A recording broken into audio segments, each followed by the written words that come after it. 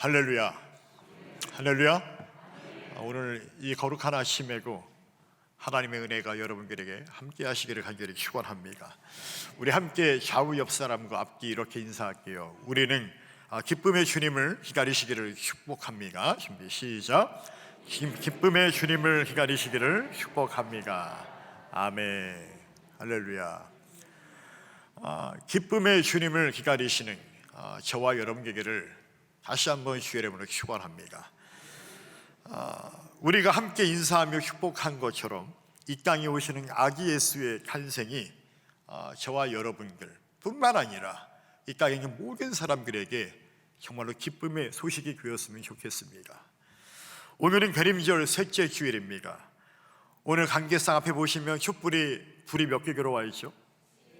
네, 3개가 들어와 있죠. 제가 사실 매시마다 조마조마해요. 이게 바람 때문에 촛불이 혹시 꺼질까 봐 다행히 안 꺼진다고 하더라고요. 첫 번째 촛불은 뭘까요, 여러분들? 바로 희망입니다. 잘 아시네요. 기억력이 좋습니다. 기억력이 좋으면 안 되는 게 희망, 그렇죠. 기다림과 소망의 촛불을 상징하고, 두 번째 촛불은 뭐죠? 그렇죠. 우리가 지난주에 평화, 우리는 평화의 주님을 기다린다라고 말했습니다.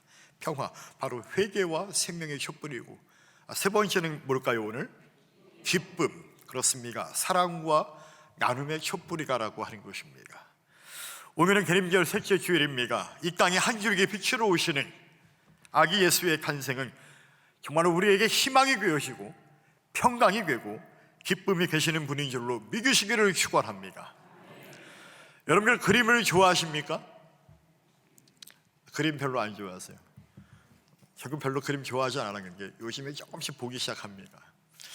그런 게 제가 성탄절을 앞두고 이 그림을 한번 보게 되었습니다. 제가 여러분들에게 그림을 하나 소개해 주려고 하는 게 바로 이 그림입니다. 이 그림은 빛과 그림자의 대가라 불리는 렘브란트가 1646년에 그린 목자들의 경배라고 하는 제목의 그림입니다. 여러분 그림을 보시니까 좀 어떤 마음이 드시고 어떤 느낌이 드십니까? 렘브란트는 온 세상을 밝히며 빛으로 오신 아기 예수께 그림으로 경배한 사람입니다.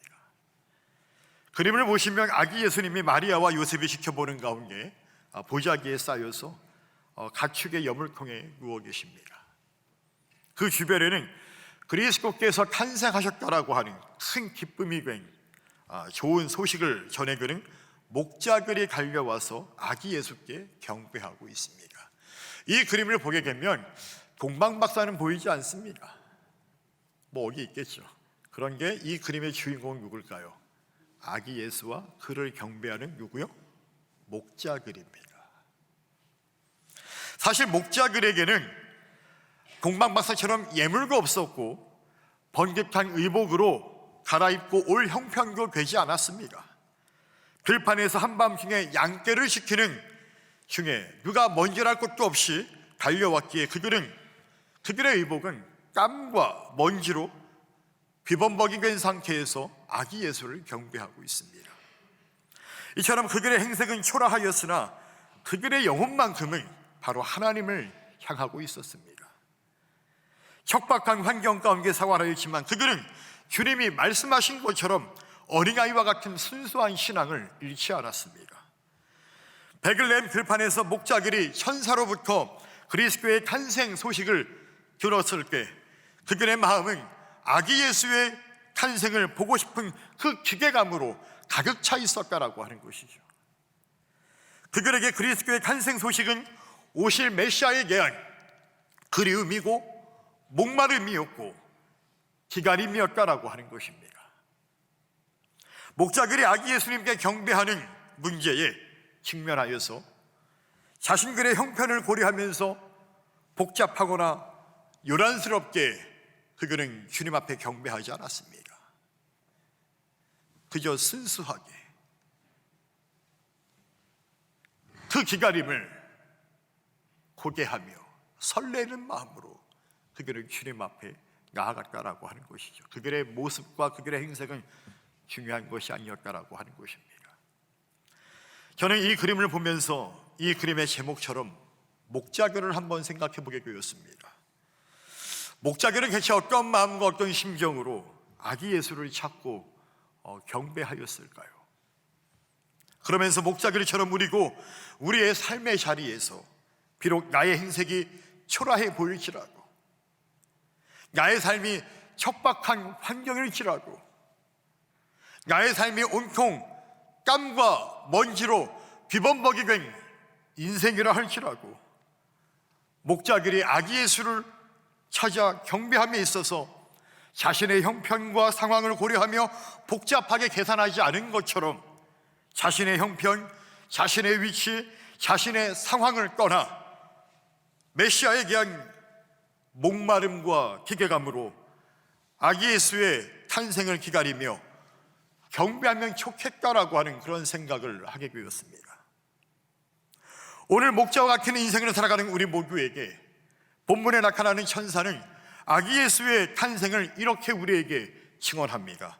우리 누가복음 2장 10절의 말씀을 한번 같이 읽어보기를 원합니다. 준비 시작.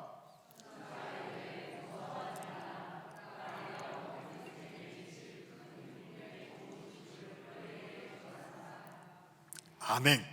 천사가 이르되 무서워하지 말라. 보라, 내가 온 백성에게 미칠 큰 기쁨의 소식을 누구에게? 너희에게 전하노라. 그렇습니까? 천사가 말하기를 기쁨의 좋은 소식을 전한다고 말합니다.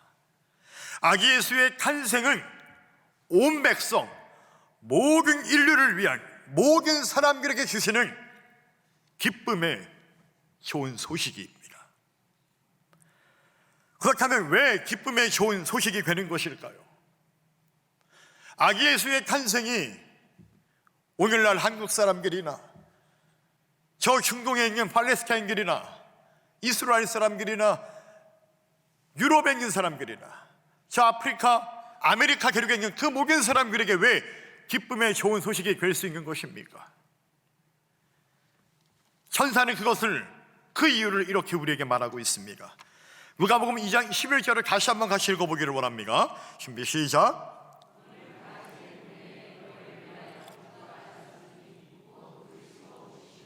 아멘. 기쁨의 좋은 소식에 대해서 천사는 말합니다. 너희를 위하여 구주가 나셨으니 곧 그리스도 주시니라. 그러니까 다윗의 공예, 다시 말하면 오래전부터 약속되었던, 오래전부터 너희를 위하여 계획되었던, 예언되었던 그 메시아가 나셨기 때문이다라고 하는 것을 이야기하고 있습니다. 하나님을 위한 것이 아닙니다. 너희를 위한 것이라고 말하고 있습니다. 너희를 위한 것이기 때문에 기쁨의 좋은 소식이라고 말하는 것입니다. 할렐루야. 아기 예수의 탄생은 오늘 저와 여러분들을 위한 것인 줄로 믿으시기를 축원합니다. 천사가 말한 대로 너희를 위하여 이 땅에 오신 예수님께서는 십자가를 통하여서, 저 십자가를 통해서 하나님과 나의 관계를 화목하게 하시고 나와 너의 관계를 화목하게 하십니다. 구원의 약속을 성취하셨기 때문에 아기 예수의 탄생은 우리 모두에게 기쁨의 좋은 소식일 수밖에 없는 것이죠. 그래서 사도 바울은 구원에 대하여서 구원은 우리의 힘과 우리의 의지와 우리의 그 어떤 공로로 이룰 수 있는 것이 아니다라고 말하고 있습니다.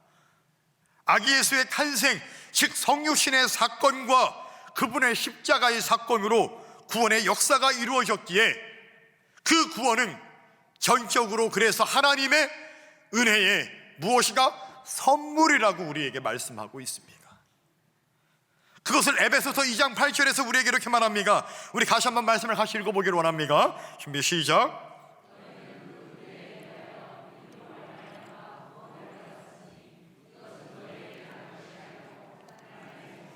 아멘. 너희는 그 은혜에 의하여서 믿음으로 말미암아 무엇을 받았다고요? 구원을 얻었으니. 구원을 얻었어요. 이것이 바로 우리 개신교와 가톨릭의 큰 차이입니다. 우리는 행위의 구원을 말하지 않습니까? 우리는 우리의 공격으로 구원을 얻었다라고 말할 수 없습니까? 우리는 전적으로 하나님의 은혜로 예수 그리스도를 믿는 그 믿음 안에서 우리가 구원을 얻게 되었음을 말하는 것이죠. 그런 게 그래서 이것은 우리에게 난 것이 아니라 전적으로 누구에게 난 것이라고요?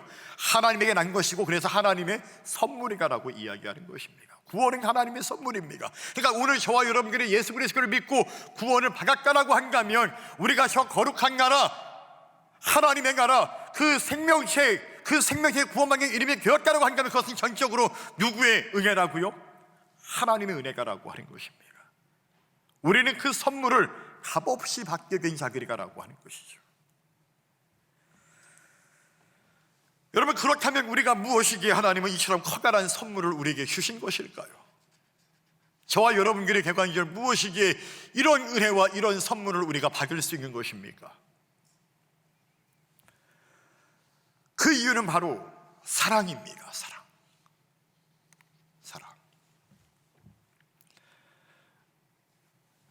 여러분, 선물이라고 하는 것은 그냥 줍니까?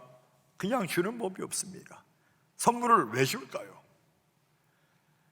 좀 있으면 크리스마스가 다가옵니다. 그죠? 크리스마스 하면 딱 세상에 많은 사람들이 뭘 하죠? 선물을 주고받고 합니다. 크리스마스이기 때문에. 지금 저거 고민이 많습니다. 아이들에게 뭘 해줘야 될지, 아이들이 원하는 거는 있지만 그걸 과연 해줘야 될지. 아무튼 간에 그게 해주긴 해줘야겠어요. 왜 해줘야 될까요? 제가 사랑하는 게 자식들이니까 해주려고 하는 거죠. 사랑하기 때문에 우리는 그 마음을 담아 선물을 준다라고 하는 것입니다. 여러분, 마찬가지로 우리에게 대한 하나님의 사랑 때문에 주님이 선물처럼 인카네이션, 즉 성육신하여 우리에게 오신 것이다라고 하는 것입니다. 그래서 요한사도와 바울사도는 이것을 각각 우리에게 이렇게 증언합니다. 우리 요한복음 3장 16절을 한번 같이 읽어보기를 원합니다. 준비 시작.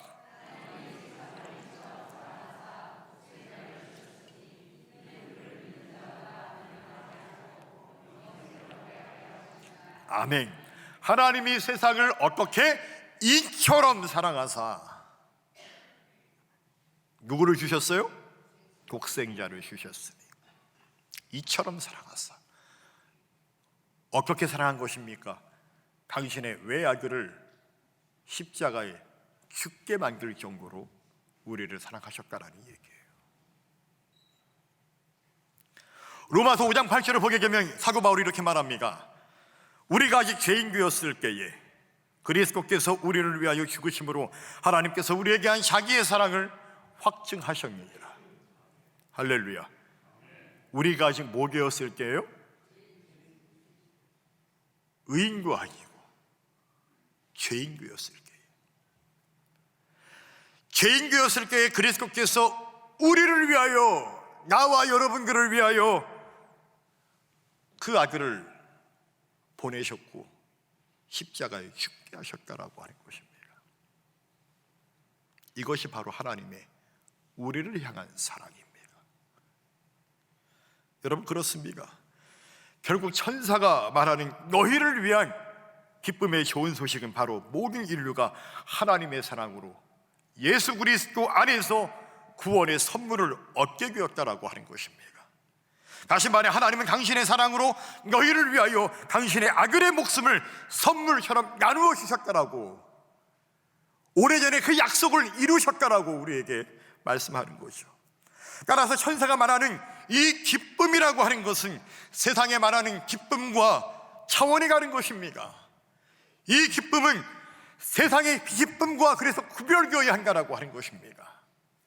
우리가 같은 기쁨이라고 하는 단어를 사용하지만 사실 천사가 말하는 이 기쁨은 우리가 흔히 말하는 기쁨과 차원이 다른 것이기 때문에 이것은 구별되어야 한다라고 하는 것입니다. 여러분의 삶 속에서 여러분이 기뻐할 때는 대체 언제입니까? 여러분은 무엇으로 기쁨을 느끼십니까? 무엇이 여러분들을 현재 기쁘게 하고 있습니까? 세상에서 말하는 기쁨은 일반적으로 조건적이고 환경적이고 때로는 정욕적인 것들로 기인한다라고 말할 수 있습니다. 자녀가 좋은 학교에 신학을 하면 기뻐하죠. 좋은 직장에 취업을 하면 기뻐합니다. 좋은 집을 소유하게 되었을 때 기뻐할 수밖에 없죠. 좋은 배우자를 만나게 되었을 때, 병에서 치유게 되었을 때, 좋은 차를 갖게 되었을 때 우리는 기뻐합니다. 또한 내가 늘 즐겨하는 스포츠 생활을 통해서 그 취미 생활을 통해서 우리는 기쁨을 누리기도 합니다. 좋은 사람과 행복한 여행을 하면 또한 기쁨이 있는 것이죠. 이렇게 세상이 주는 기쁨은 조건적이고 환경적인 기쁨이라고 말할 수 있습니다. 그러나 이러한 기쁨은 사랑이 수반되지 않았기 때문에 결코 영원한 기쁨이 될 수 없다라고 하는 것이죠. 오늘 본문에서 천사가 말하는 이 기쁨은 조건적인 것도 아니고 환경적인 것도 아닙니다. 무엇보다 정욕적이며 제한적인 것도 아니다라고 하는 것입니다. 이 기쁨은 하나님께서 믿는 자들에게 주시는 기쁨이기에 영원한 기쁨이 될 수밖에 없다라고 하는 것입니다. 이 영원한 기쁨이 여러분들의 삶 가운데 경험되어질 수 있기를 간절히 주의 이름으로 축원합니다. 제가 무언가 이렇게 말해서 여러분들이 아멘을 한 것이 아니라 정말로 여러분들의 삶 가운데 아기 예수의 탄생과 그 예수님 때문에 내 가슴 가운데 영원한 기쁨이 누려지는 삶. 우리가 지난번에 그 말했지만은 내가 비록 지옥 같은 인생을 살고 있다 할지라도 주님 믿음으로 나에게 기쁨이 있고 감사가 넘치는 그 고백을 하게 되어지는 은혜가 있기를 간절히 축원합니다. 그래서 요한복음 15장 11절을 보게 되면 이렇게 말씀하죠. 내가 이것을 너희에게 이름은 내 기쁨이 너희 안에 있어 너희 기쁨을 충만하게 하려 함이라. 할렐루야. 하나님은 내 기쁨이 너희 안에, 그래서 너희의 기쁨이 충만하게 되기를 원하신다라고 말씀하고 있습니다. 그럼 대체 이 기쁨의 정체는 무엇일까요? 이 기쁨의 의미는 대체 무엇일까요? 여러분, 이 기쁨은 마음의 평안을 말합니다. 이 기쁨은 예수님 한 분으로 만족하는 삶을 말하는 것입니다. 이 기쁨은 소망으로 가득 차 있는 상태를 말하는 것입니다.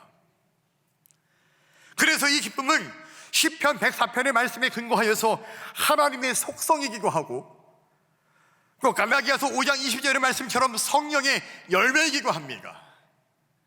또한 이 기쁨은 마태복음 5장 12절의 말씀처럼 하나님의 나라에 대한 기쁨이기도 합니다.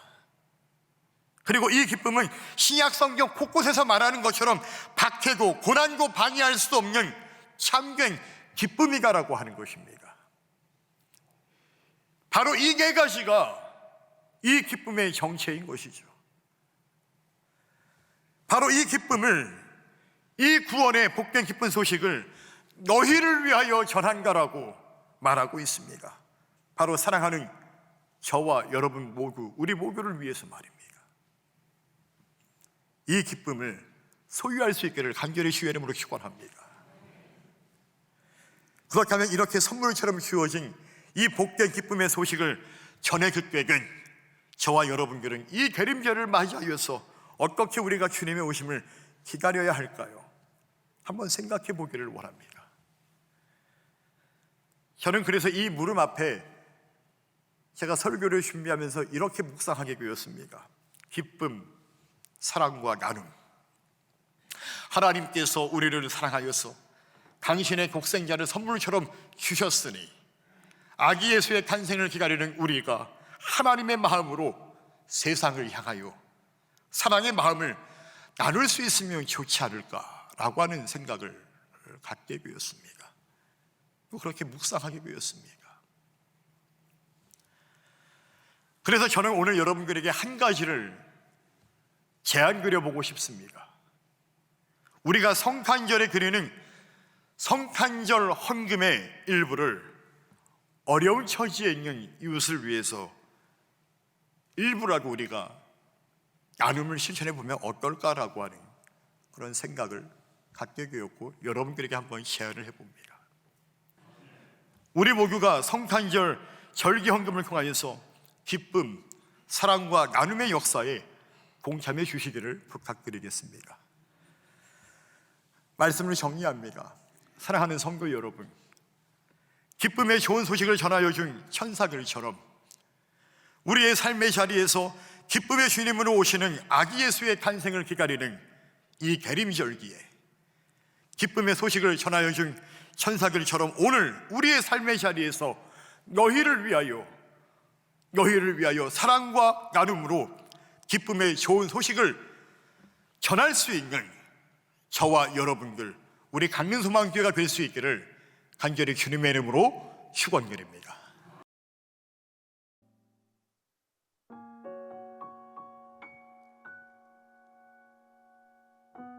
제가 이야기 하나 해드릴게요.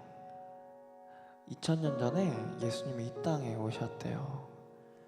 그런데 하루는 예수님이 사마리아라는 곳을 지나가겠다고 하십니다. 근데 그 당시 사마리아는 혼혈인들이 살고 있던 곳이라서 잘 안 갔거든요. 너네 더러워, 우리는 너네랑은 안 놀래. 근데 예수님이 굳이 이 땅을 가겠다고 하십니다. 근데 이를 이해할 수 없었던 한 제자가 물어봐요. 예수님 왜 굳이 그 땅을 가십니까? 여기 가시면 또 바리새인들하고 사두개인들하고 꼬투리 잡힐 텐데 왜 굳이 그 땅을 가십니까?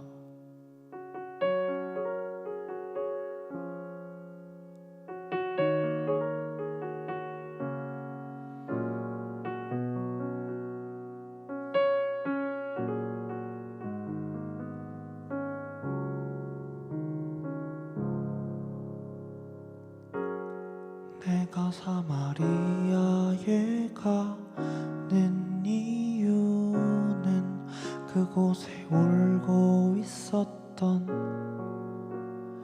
내가 있어서 햇볕이 따갑고 그늘도 없는 낮에 나는 기다렸단다. 내가 내게 오기를 아무도 찾지 않는 한 낮의 우물가에 어젯밤을 다 잠든 내가 내게로 온다. 아무도 찾지 않는 한 낮의 물가에 이제껏 삶에 지친 내가 내게로 온다. 나는 사마리아 여인에게 말을 건다. 기쁨의 차 말을 건다. 하늘 보좌 내려놓고 그래 여기에 왔다고. 넌 내게 다시 이리 재촉한다. 그 물을 내게 달라 한다. 넌 이미 보았다. 그 물이 여기에 바로 내 안에 있어. 제가 2013년도 때 중동에 간 적이 있는데요. 중동의 낮은 되게 더워요. 근데 이 요한복음 4장의 시간을 해석을 하는 게 그게 두 가지로 나뉘더라고요. 하나는 로마 시간으로 해석을 하는 게 있고 또 하나는 유대 시간으로 해석을 하는 게 있는데요. 그 해석에 따라서 그 예수님이 오셨던 시간이 조금 달라요. 근데 중요한 건 예수님이 언제 오셨냐가 아니라 예수님이 이 여자 때문에 이곳에 오셨다는 거거든요. 근데 제가 지금부터 들려드리는 이야기는 유대 시간으로 해석을 한 버전이에요. 근데 보통 물을 기르려면 좀 어느 정도 해가 지나고 나서 저녁 때나 아니면